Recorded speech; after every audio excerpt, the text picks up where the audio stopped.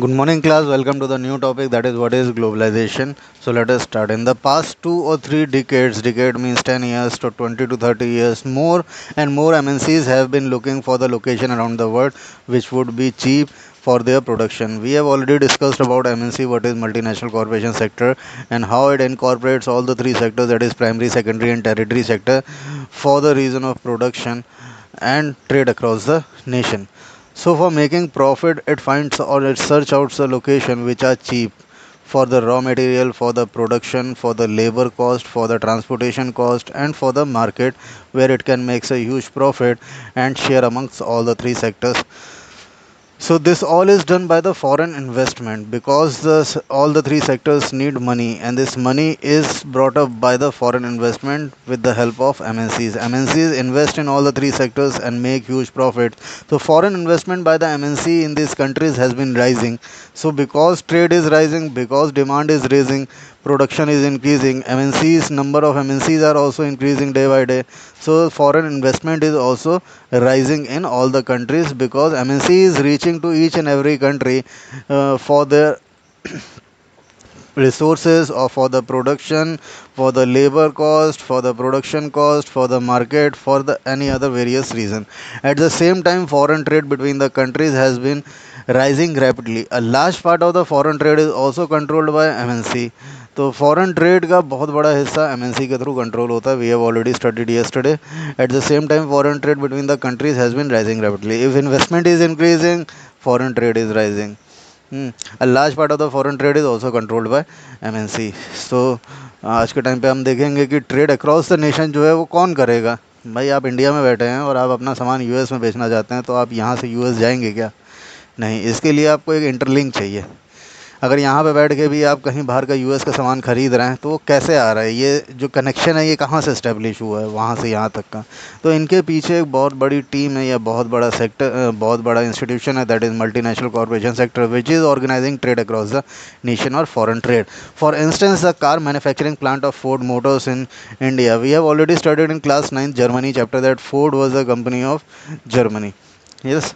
सो वहाँ पे car manufacturing शुरू हुआ, बट क्या हुआ, धीरे धीरे इंडिया के अंदर उन्होंने अपना प्लांट लगाया because Ford Motors in India not only produced car for the Indian market, it also exports car for the other developing countries because India gave them the cheap setup for the industries, labour, production cost. तो यहाँ पे उन्होंने produce करा Indian market के साथ साथ उन्होंने यहाँ से बाकी देशों में भी कार बेचना शुरू कर दिया. क्यों? क्योंकि यहाँ पे उनको प्रोडक्शन कॉस्ट सस्ती पड़ रही थी. It also exports car to other developing countries and export cars component for its many factories around the world. Likewise, activities of most MNC involve substantial trade in goods और service. तो जैसे यहाँ पे हुआ फोर्ड के example में, उन्होंने car India में बना के पूरी दुनिया में भेजा. ऐसे बहुत सारी MNCs हैं जो कोई ना कोई गुड्स को या कोई ना कोई सर्विस को मूव कर रही हैं अलग अलग कंट्रीज़ में जाके. इंडिया जो है हमने देखा है बेसिकली या तो प्रोडक्शन के लिए या लेबर के लिए और या तो सर्विस सेक्टर के लिए बहुत अच्छी कंट्रीज़ है यहाँ, क्योंकि यहाँ पे जो लोग हैं आपको एलीट क्लास से लेके एजुकेटेड क्लास से लेके आपको लेबर क्लास तक सारे लोग यहाँ पे आसानी से मिल जाते हैं. The result of the greater foreign investment and greater foreign trade has been greater integration of production and market across the country. See धीरे धीरे जैसे जैसे फॉरेन इन्वेस्टमेंट बढ़ेगा, तो फॉरेन इन्वेस्टमेंट बढ़ेगा. फॉरेन इन्वेस्टमेंट मतलब कि एमएनसी जो पैसा आपकी कंट्री में प्रोडक्शन के लिए या किसी भी सर्विस के लिए रॉ मटेरियल की लगा रही है, क्योंकि प्रोडक्शन बढ़ रहा है, क्यों, पब्लिक बढ़ रही है, पॉपुलेशन बढ़ रही है, डिमांड बढ़ रही है, डिमांड बढ़ रही है, तो रिसोर्स प्रोडक्शन को बढ़ाना है. प्रोडक्शन बढ़ाएंगे तो जाहिर सी बात है कि इन्वेस्टमेंट बढ़ेगा. तो क्या हो रहा है कि यहाँ पे एक से कंट्री से दूसरे कंट्री में जा रहे हैं प्रोडक्शन के लिए, तो वहाँ पे फॉरेन इन्वेस्टमेंट शुरू हो रहा है. फॉरेन इन्वेस्टमेंट बढ़ेगा, greater the foreign investment, greater the foreign trade बढ़ेगा. and has been the greater integration of the production and market across the country. तो जहाँ पे पहले एक कंट्री के अंदर ही प्रोड्यूस करके एक ही कंट्री में बेच दिया जा रहा था, अब क्या हो रहा है कि एक कंट्री से प्रोड्यूस करके किसी भी कंट्री में बेचा जा सकता है. तो किसी भी कंट्री का सामान किसी भी कंट्री में बिक रहा है. तो इससे क्या हो रहा है कि मार्केट और प्रोडक्शन तो इंटीग्रेट कर ही रहा है, मतलब जुड़ रहा है एक दूसरे से, देशों से, और देश भी जुड़ रहे हैं. तो हमने पढ़ा भी है कि the relationship between all the nation also hugely depends upon the trade between them, है ना. जो ट्रेड होता है देशों के बीच में वही उसके रिलेशन को मैनेज करता है. इसी को ग्लोबलाइजेशन कहते हैं. तो globalisation is the process of rapid integration और इंटरकनेक्शन बिटवीन द कंट्रीज़.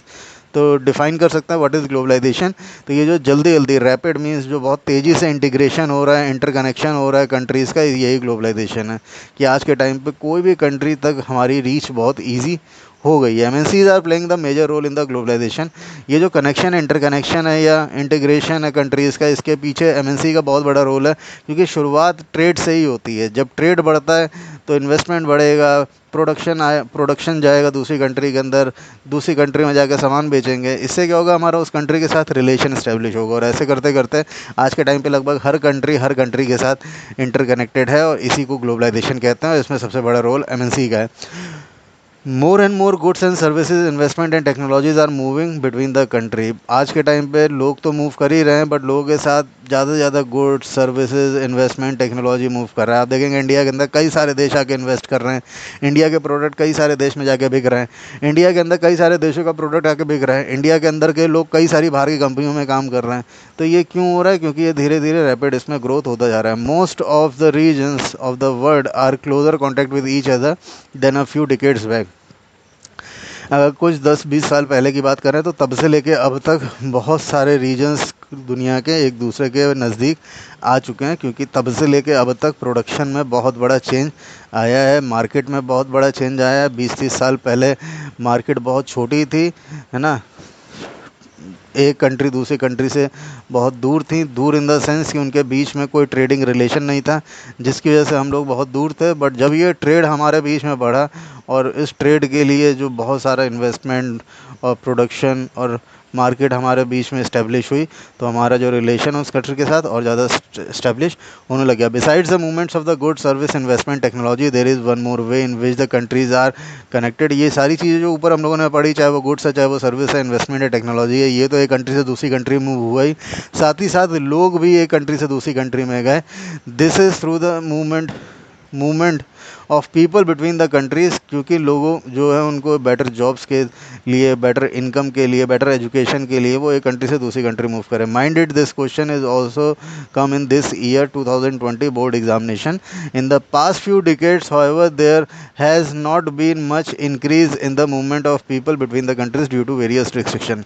कुछ रिस्ट्रिक्शन की वजह से पिछले कुछ सालों में लोगों का मूवमेंट कम हुआ है। रिस्ट्रिक्शन थोड़ा सा थ्रेट का, खतरे का, कुछ देशों से खतरा है, जिसकी वजह से उन्होंने लोगों के मूवमेंट पे रोक लगा दी है कुछ समय से।